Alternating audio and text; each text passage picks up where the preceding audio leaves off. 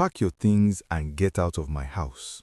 He said it in front of everyone. In front of his mother, who sat on the sofa and said nothing. In front of his sister, who smiled at the corner of her mouth and looked away.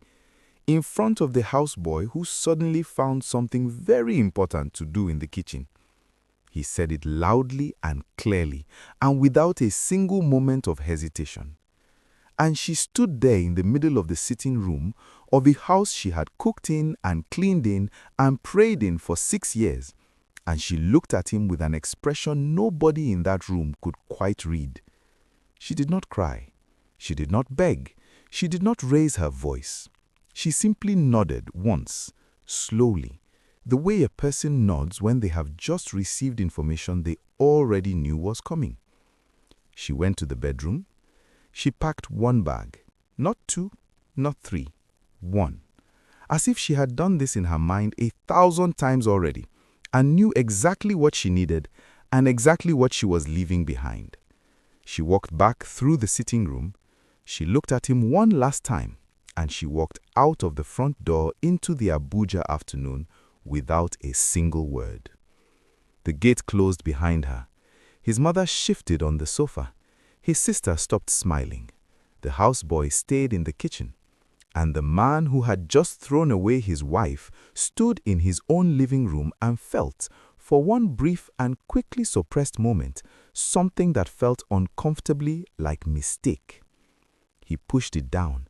He told himself he had done the right thing. He told himself he deserved better. He told himself this was the beginning of something new. He was right about one thing. It was the beginning of something, but it was not what he imagined. Stay with me, because what Lagos was about to reveal would bring this man to his knees in front of the same people who watched him throw her out. If you enjoy powerful real-life stories like this, subscribe now and turn on your notifications, because this one changes everything. Her name was Ngozi Adeyemi, and she was the kind of woman that a certain type of man completely fails to see, not because she was invisible, but because she did not perform visibility. She did not announce herself. She did not dress to be noticed or speak to be heard across rooms or position herself in conversations in the way that some people do, carefully, calculatedly, making sure the right people are aware of them at all times. She moved through the world quietly and with a self-containment that people who needed attention from others found difficult to understand and often mistook for simplicity. She was from Enugu originally, the last of 4 children of a father who had been a civil engineer and a mother who ran a small but serious fabric importation business from their home. Both parents were gone now. Her father first when she was 19, her mother 3 years later. And the grief of losing them both while she was still young had done something to her that grief sometimes does to people of a certain inner constitution. It had not broken her. It had compressed her, made her denser and quieter and more self-reliant than she might otherwise have been. She had learnt barely that the world does not pause for your pain, and that the only dependable thing in any life is what you build with your own hands. She had studied estate management at the University of Nigeria in Nsukka, quietly and seriously, graduating with a second-class upper that she told almost nobody about, because academic results had never seemed like the kind of thing worth announcing. What mattered was what you did with what you knew. After graduation, she had moved to Lagos, not with loud ambition of someone who had come to conquer, but with the quiet purposefulness of someone who had come to work. She had started small. Everyone in Lagos starts small, unless they start with someone else's money, and Ngozi had nobody's money but her own. She had taken a job with a small property firm in Surulere, learning the mechanics of the Lagos real estate market from the inside, watching how land was acquired and valued and sold and resold, watching how fortunes were built from the ground up in the most literal sense possible. She was a fast learner and a careful observer, and she asked the right questions at the right times, and she saved aggressively and lived simply, and she was patient in a way that people in their 20s rarely managed to be patient. By the time she was 31, she had quietly purchased her first piece of land in an area of Lagos that most people in the industry were not yet paying attention to. She had bought it at a price that reflected its current obscurity and held it with the calm certainty of someone who understood where the city was going before the city knew itself. 2 years later, that land had tripled in value. She sold half of it, reinvested everything, and bought 2 more plots in 2 different locations using the same principle: patience, research, and the willingness to see value where others saw nothing yet. She told almost nobody what she was doing. This was not deception. It was simply the way she operated. She had grown up watching her mother build a business quietly and steadily without ever needing an audience for the process, only for the results. And she had absorbed that lesson completely. The work happened in private. The results, when they arrived, were their own announcement. By the time she was 31, she owned 4 properties in Lagos, 3 plots of land in various stages of development, and 1 completed building that she was renting out quietly through a property management firm that handled everything on her behalf. Her net worth on paper was already something that would have surprised most people who knew her. Nobody who knew her knew. She was 31 when she met Chukwemeke Adeyemi at a mutual friend's wedding in Abuja. And he was, at first meeting, exactly the kind of man she had never particularly been looking for, but found herself considering anyway. He was handsome in a loud way, broad-shouldered and well-dressed, the kind of man who filled a room not through any particular depth, but through sheer physical confidence and the social ease of someone who had always been told he was impressive and had come to believe it without question.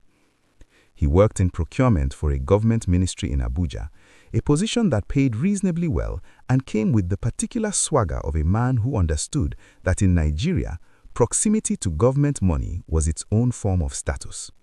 He drove a good car, he wore good shoes, he knew how to order at a restaurant and how to speak to waiters in the way that says, "I have been to places like this before." He noticed Ngozi at the wedding reception and was, by his own later admission to friends, not particularly struck by her at first. She was pretty, but not dramatically so, well-dressed, but not extravagantly, quiet in a way that he initially misread as shyness. He spoke to her because she was sitting near someone he was trying to reach, and the conversation somehow lasted 2 hours and ended with him asking for her number with a sincerity that surprised him. She gave it to him after a moment of consideration that he found, for reasons he could not immediately explain, more attractive than any enthusiasm would have been. They dated for 8 months. During those 8 months, Ngozi was warm and genuine and present in the relationship in the way she was present in everything she did, fully and without performance. She cooked for him when he came to Lagos. She listened when he talked about his work with the attentiveness of someone who is genuinely interested rather than simply waiting for their turn to speak. She was consistent and non-demanding and real in a way that he found comfortable in the beginning and would later catastrophically mistake for weakness. She never told him about the properties, not because she was hiding them exactly, but because the time never felt right and the relationship was still finding its shape, and she had a lifetime habit of keeping her financial affairs private until she had reason to do otherwise. She had learned from watching too many people in Lagos that money revealed too early in a relationship changed the relationship, and not always for the better. She wanted to be known as herself first. He proposed at the end of those 8 months. She accepted. They married in a modest ceremony that his family found underwhelming, but that she found exactly sufficient. And she moved to Abuja. The early years of the marriage in Abuja were not terrible. That was perhaps the most important thing to understand about what happened later. This was not a story of obvious cruelty from the beginning. It was a story of a slow and incremental process by which a man who was not without qualities gradually revealed the specific and damaging shape of his limitations. Chukwuemeka, or Emeka as he was known to family and friends, was not a violent man. He was not a man who shouted or broke things or came home drunk and unpredictable. He was something subtler and, in some ways, more corrosive than that. He was a man who had grown up being the most impressive person in his immediate circle and had never been meaningfully challenged by that circle. and the result was a kind of deep and unexamined arrogance that lived not in his voice, but in his assumptions. He assumed, without ever stating it, that he was the more capable person in the marriage. He assumed that his government job and his ministry connections and his Abuja social network made him the one whose judgment should prevail in decisions. He assumed that Ngozi's quietness was agreement, that her lack of argument was deference, and that her consistent calm in the face of his occasional dismissiveness was evidence that she did not have strong opinions of her own, rather than evidence that she had chosen not to waste those opinions on arguments she had already decided were beneath her. He made decisions about their life without consulting her, and framed the lack of consultation as decisiveness rather than disrespect. He spoke about his work at dinner with the self-importance of a man who assumed his audience was impressed, and he rarely asked about hers. When she spoke about Lagos, about the property market, about ideas she was developing, he listened with the half attention of a man who has already decided the subject is not important and is simply waiting for it to be over. His family did not help. His mother, a formidable woman from Anambra who had spent her entire adult life measuring the women her sons brought home against an internal standard she had never made fully explicit, had decided within the first visit that Ngozi was adequate but not exceptional. She had expected her son to marry someone louder, someone whose family background was more visibly prosperous, someone who came with connections that could be useful or a presence that could be shown off at family events. Ngozi, with her quiet manner and her Enugu origins and her modest wedding, did not satisfy any of these requirements, and his mother communicated her position not through direct statement, but through the 1,000 small gestures that mothers-in-law use when they want a woman to know she has not been fully accepted. The lingering looks at Ngozi's clothes, the comments about the food that were phrased as suggestions but carried the weight of criticism. The stories about women from their hometown who had married well, told at the dinner table with a casualness that was entirely calculated. The way she spoke about her son's needs and comforts in Ngozi's presence, as if Ngozi were the housekeeper rather than the wife. His sister Adaura was worse because she was younger and less subtle about it. She had decided that Ngozi was beneath her brother from the beginning, and she made this known through the particular cruelty of a woman who believes her family's social position entitles her to judge the women who enter it. She made comments about Ngozi's background. She asked questions about her family's finances with the innocence of someone who knows exactly what they are doing. She referred to Ngozi in conversations at family gatherings in the third person, even when Ngozi was present, as if she were furniture that had been moved into the house without proper consultation. Emeka watched all of this and said very little, not because he was a cruel man, but because he was a cowardly one in this specific way. He did not like conflict with his family. He told himself that Ngozi was strong enough to handle it. He told himself it was not that serious. He told himself his mother and sister were just being themselves and that Ngozi should learn to navigate it rather than expecting him to intervene every time. He told himself these things in the language of a man who has decided that the path of least resistance in his own home is the most defensible path. Ngozi said very little about any of it. She navigated his mother with the careful patience of a woman who had decided this battle was not worth the energy it would cost. She met her sister's cruelty with a composure that Adara found infuriating precisely because it gave her nothing to work with. She kept her inner world private and her outer world functional, and she continued, quietly and without any announcement, to manage her Lagos properties through phone calls and meetings and the property management firm that handled the day-to-day operations. Because while all of this was happening in Abuja, something else was happening in Lagos. The area where she had purchased her first piece of land, the one everyone else had overlooked, was developing, not slowly, rapidly. A major infrastructure project had been announced by the Lagos state government that ran directly through the corridor where her properties sat. Land values in the area had begun to move in ways that property professionals in Lagos were starting to notice and discuss at industry events. Her property management firm had called her 3 times in 1 month about approaches from developers interested in acquiring her land. She had said not yet each time. She was waiting. She knew exactly what she was waiting for. She had not told Emeka any of this. The time still had not felt right. And now, watching the way he spoke to her and failed to speak for her and allowed his family to treat her as they did, she was beginning to understand that the time might never feel right. Because the man she had married was not the man she needed to share this with. He was not a man who could hold information like this without it changing him in ways she was not sure she wanted to navigate. So she waited, she managed, she watched, and in the quiet architecture of her patience, she continued to build something that nobody in that Abuja house had any idea existed.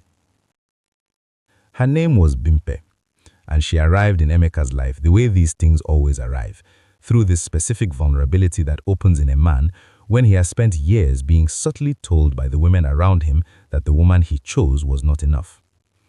Bimpe worked in the same ministry as Emeka, in a different department, and she was the physical embodiment of everything his mother had wanted him to marry.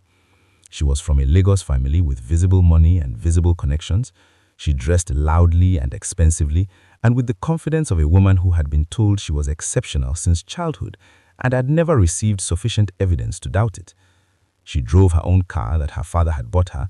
She spoke about her family's properties and her family's connections and her family's social standing with the casual frequency of someone who considers these things too important to go unmentioned. She noticed Emeka the way women like Bimpe notice men like Emeka, as someone whose fundamental impressiveness was being wasted on the wrong person. She began with small things, the slightly longer greeting in the corridor, the message sent to ask about a work matter that could easily have been an email, the invitation to a group lunch that happened to seat them next to each other. She was skilled at the architecture of pursuit that disguises itself as friendliness, and Emeka, who was already living inside a marriage that his mother had slowly convinced him was beneath him, was not resistant in the way a man who was truly settled would have been.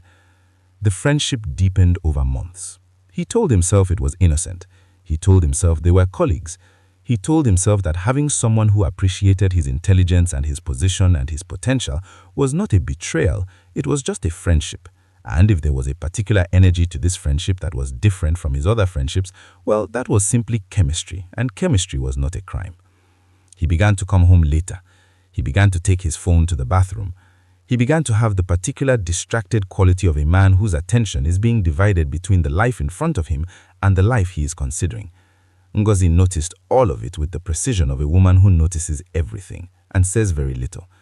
She did not confront him immediately. She was watching. She was assessing. She was deciding what she was dealing with and what, if anything, she was going to do about it. His mother visited for 2 weeks in the 4th year of the marriage, and the 2 weeks were the longest Ngozi had endured. His mother arrived with Adara in tow, and the house immediately reorganized itself around their presence in a way that placed Ngozi at the edges of her own home. His mother cooked in Ngozi's kitchen and rearranged things without asking. Adara used the guest bathroom and left it in a state and mentioned nothing about it. Emeka laughed at her sister's jokes and deferred to her mother's opinions, and somewhere in those 2 weeks became, before Ngozi's eyes, a different and smaller version of himself. The version that existed when his family was watching, the version that needed their approval more than he needed his own judgment. On the last night of the visit, after dinner, when Ngozi had cleared the table and washed the dishes while Adara sat in the living room scrolling her phone, his mother said something in Igbo to Emeka that she did not intend for Ngozi to catch. But Ngozi's Igbo was better than anyone in that house knew, because Ngozi's information was always better than anyone knew, and she heard it clearly. His mother said that a man of his caliber deserved a woman the world could see, that the wife he had chosen was a good woman perhaps, but a quiet woman, a woman without shine, a woman who added nothing to his name in the eyes of people who mattered. She said it softly and with the tone of genuine maternal concern, which made it worse somehow than if she had said it with malice. Emeka said nothing in response. He did not agree out loud, but he did not disagree either. And Ngozi, standing in her own kitchen with the dishcloth in her hand, heard the silence of her husband's non-disagreement and understood something she had been moving toward understanding for a long time. She called her property management firm the next morning. She asked for a full updated valuation of everything she owned. She listened to the numbers carefully and said thank you and ended the call.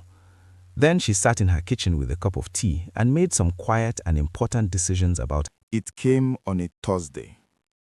Ordinary Thursdays in Abuja are unremarkable things. The week almost done, the weekend not yet arrived, the city going about its business with the particular bureaucratic rhythm of a government town. It was the kind of day on which nothing of consequence should have happened. But Emeka had made his decision, or more precisely, His decision had been made for him by the accumulation of his mother's voice and Adaora's contempt and Bimpe's attention and his own long-nursed sense that he had settled for less than he deserved.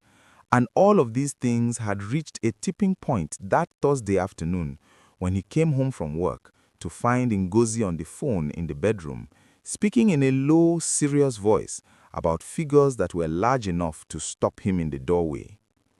She ended the call when she saw him. She said it was work. He asked what kind of work involved those kinds of numbers. She looked at him for a moment with that expression he had always misread as simplicity, but which was actually assessment, and she said she would explain everything when the time was right. He did not want to wait for the time to be right. He wanted an explanation now. And in his demand for an explanation, he heard the accumulated voices of everyone who had been telling him for years that this woman was less than she should be, and the demand became an accusation, and the accusation became an argument, and the argument became the worst version of himself, standing in his own living room, saying things he had been building toward for longer than he knew. He said she had always been secretive. He said he did not know who he had married. He said a good wife kept nothing from her husband. He said his mother had been right about her from the beginning. He said Bimpe's name, not meaning to, in a sentence about the kind of woman who understood how to be a real partner, and watched Ngozi's eyes change when he said it in a way that told him she had already known about Bimpe and had simply been waiting for him to make the mistake of saying it out loud. His mother was on the sofa. She had come again for a visit that Ngozi had not been consulted about. Adaora sat beside her. The houseboy was in the kitchen. And Emeka, standing in the middle of his living room with the audience he needed and the courage that audience gave him, pointed at his wife of 6 years and said, "Pack your things and get out of my house." The room was very still. Ngozi looked at him for a long moment. Then she looked at his mother, who was looking at the wall. Then she looked at Adaora, who had a small smile at the corner of her mouth that she was not trying very hard to suppress. Then she looked back at her husband. She nodded once, slowly.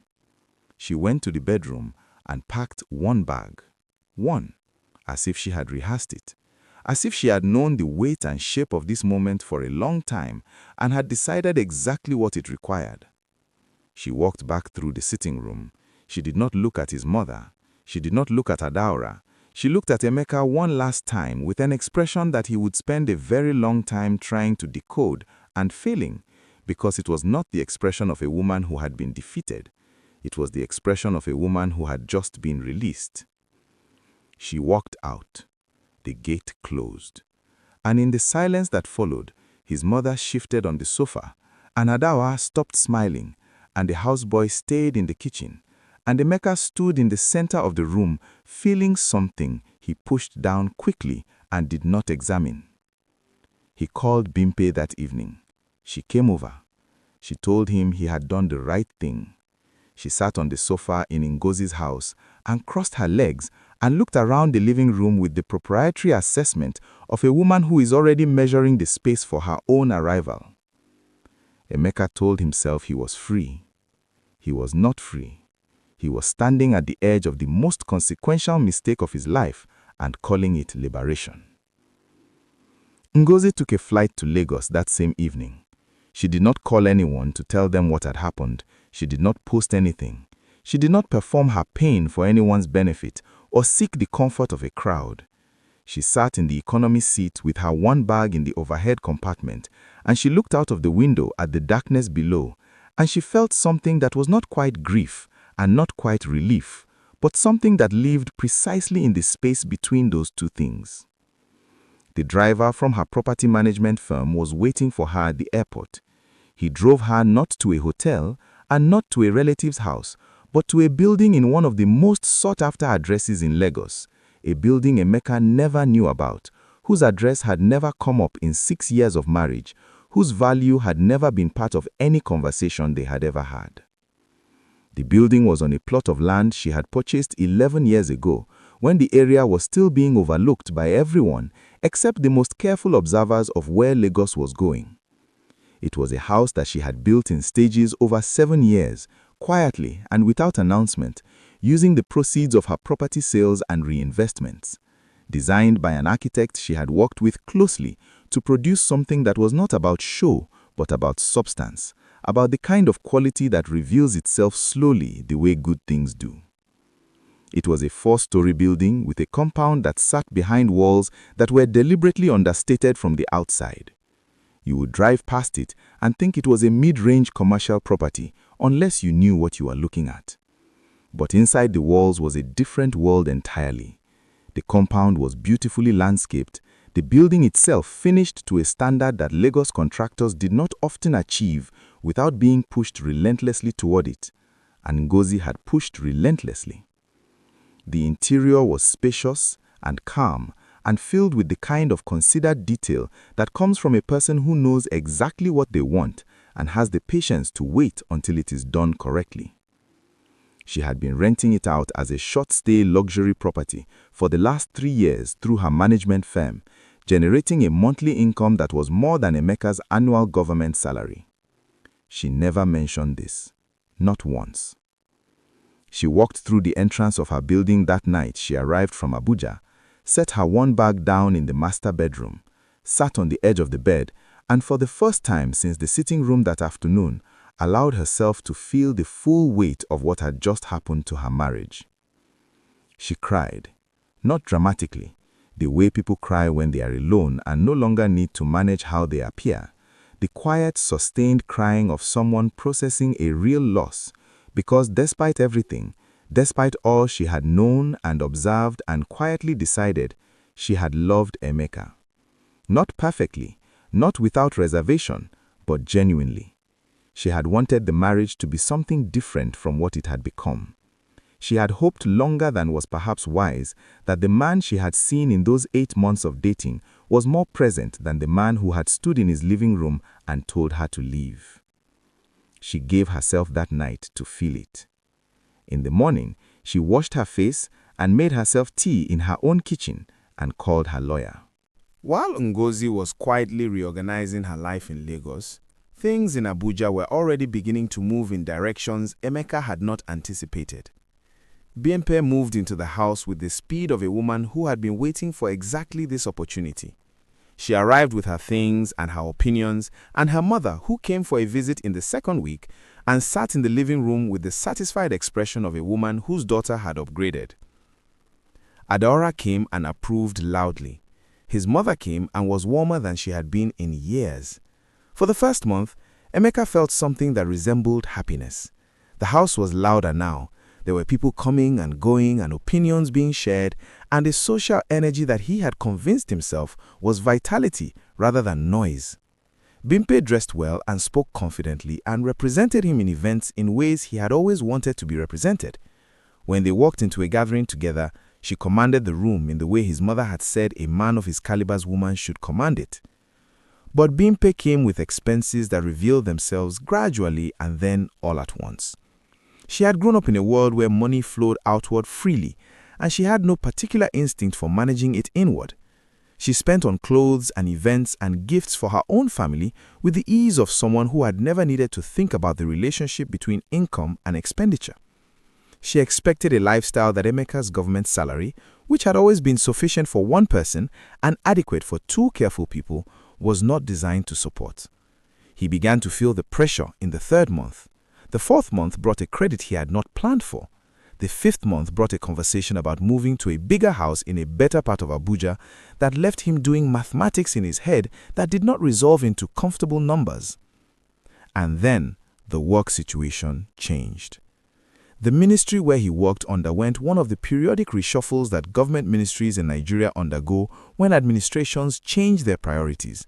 And Emeka's position, which had seemed secure in the way that government positions always seem secure until they do not, was restructured in a way that reduced both his responsibilities and his income. It was not a dismissal. It was something more humiliating, a lateral movement that everyone in the ministry understood the meaning of, even if nobody said it directly. He was being managed sideways. His procurement role had been given to someone with a different connection to the new permanent secretary, and what remained for Emeka was a title without the weight he had grown accustomed to. He did not tell Bimpe immediately. He managed the gap between what was coming in and what was going out with the short-term financial instruments of a man who is hoping the situation will resolve itself before anyone notices. It did not resolve itself. It deepened. And when Bimpe eventually understood the full picture of what his finances actually looked like, the temperature in the house changed in a way that was unmistakable. She did not leave immediately. She was not crude about it, but she began to be elsewhere more often. She began to mention her father's house in Lagos with a frequency that suggested she was already mapping an exit. She became less interested in the events they had been attending together and more interested in events she attended separately. The woman who had represented him so proudly began to represent herself first. Emeka sat in his living room on a Tuesday night in the 7th month since Ngozi had left. Bimpe somewhere he had not been fully told, the house quiet in a way it had not been quiet since Ngozi was in it, and he felt the first full and honest wave of what he had done. Not guilt exactly, not yet. Something more immediate and more selfish. The realization that the calculation he had made had been wrong, that the exchange he had been so certain was an upgrade was revealing itself as something else entirely. He thought about Ngozi, her quiet, her consistency, the way the house had always functioned when she was in it, meals at the right times, things in their right places, a calm that he had taken for granted so completely that he had not noticed it was a contribution until it was gone. He pushed the thoughts down again. He was good at pushing things down, but they kept rising. It started with a property industry gala dinner in Lagos, the kind of annual event that the real estate sector in Lagos uses to celebrate its own significance and announce its major transactions. Ngozi had been invited, as she was invited every year, and this year for the first time she had accepted. She had spent the previous years declining because the profile that came with attendance at these events was not something she had sought or needed. But her lawyer had suggested it was time, her property management firm had suggested it was time, and something in her own quiet assessment of where she was and what she had built told her finally that it was time. She arrived at the event in a way that was consistent with everything she had always been. Not dramatically, not with an entourage or a publicist or the calculated entrance of a woman who has planned to be noticed. She arrived in a car, walked through the entrance and found her table. But the industry knew who she was. The industry had known for some time. The people in that room who paid attention to land acquisition patterns in Lagos and could read the real estate market the way experienced sailors read water had been aware of Ngozi's portfolio for years. They had watched her buy and hold and sell and reinvest with patience and precision of someone operating at a level that most people in the room aspired to. Her name was known in this world, in the way that names become known when they are attached to results that cannot be argued with. And that evening, the organization hosting the gala announced the recipient of their annual recognition for outstanding contribution to the Lagos real estate sector.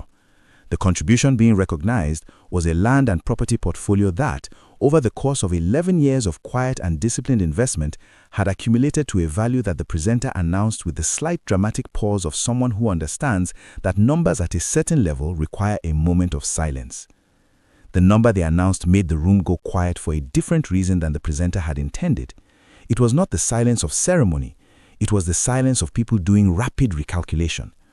Ngozi walked to the stage and received the recognition with the same composure she brought to everything, thanked the organization briefly and genuinely, mentioned nobody by name, said something simple and true about patience and vision and the Lagos market, and returned to her table.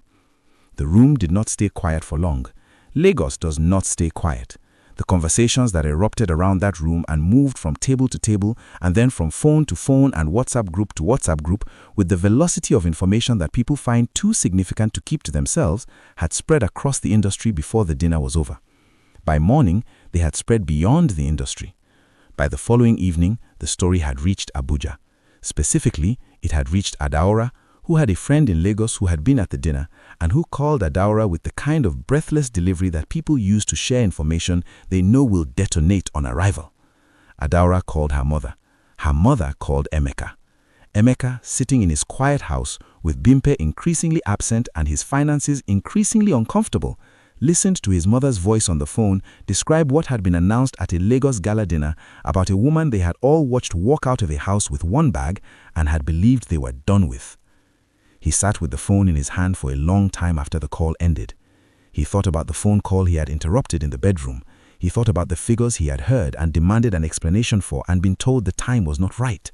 He thought about the property management firm name he had seen on her phone once and not thought to ask about. He thought about 11 years of quiet work happening alongside 6 years of marriage that he had spent believing he understood the full picture of who he was married to. He had not understood anything. The man who pointed at his wife and told her to get out of his house was pointing at the owner of a billion-dollar property portfolio and telling her she was not enough.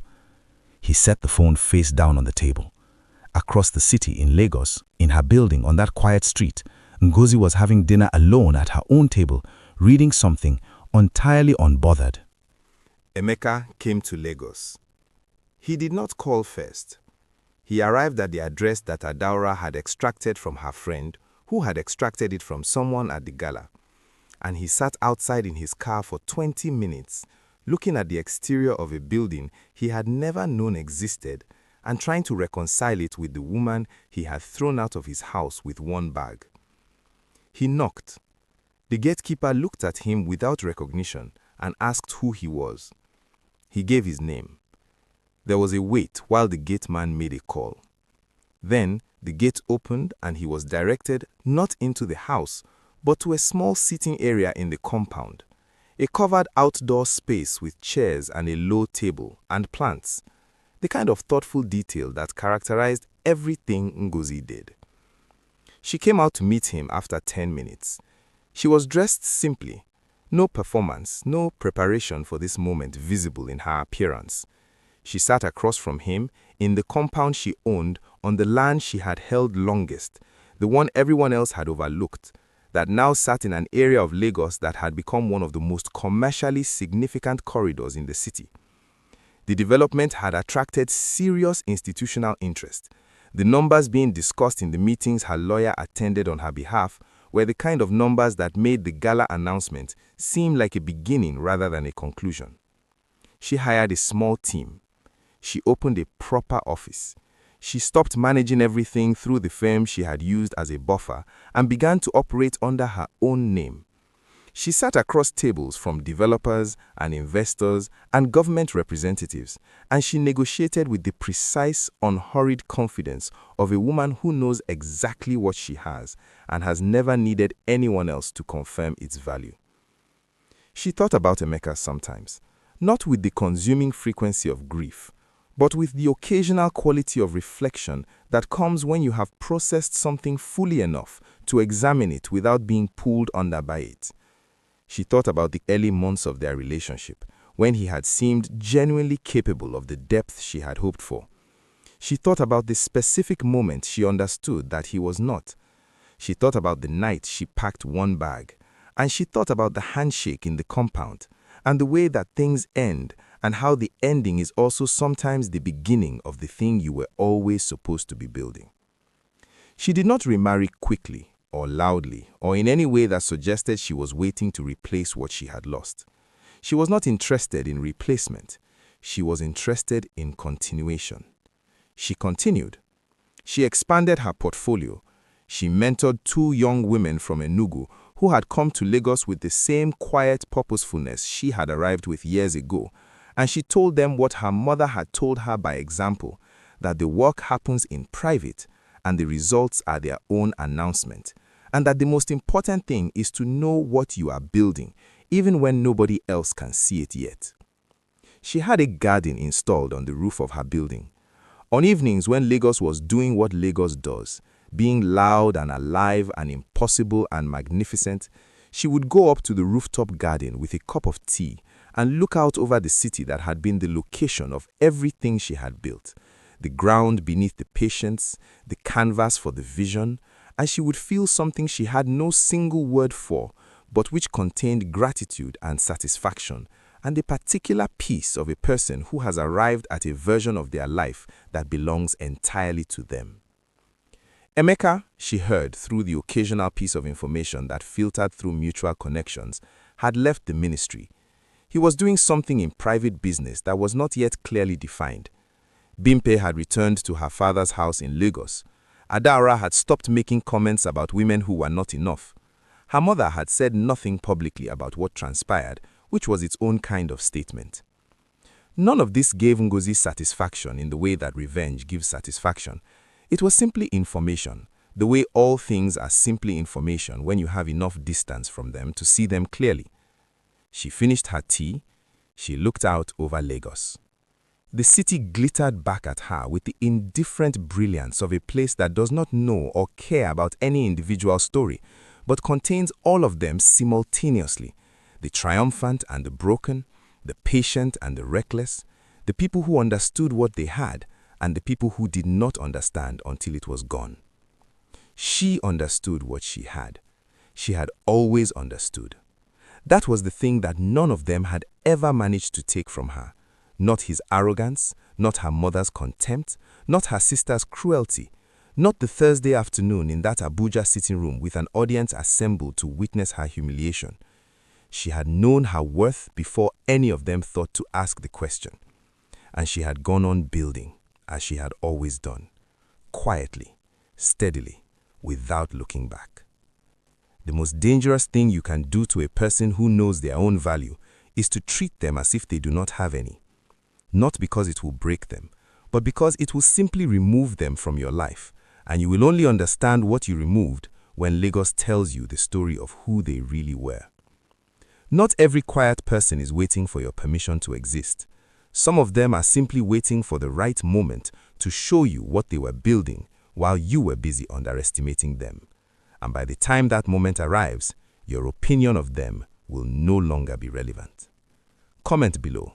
Was Emeka a fool, or was he simply a man who could not see past what he expected to find? And what would you have done in Ngozi's place? Subscribe for more powerful stories like this one. The next one is already waiting.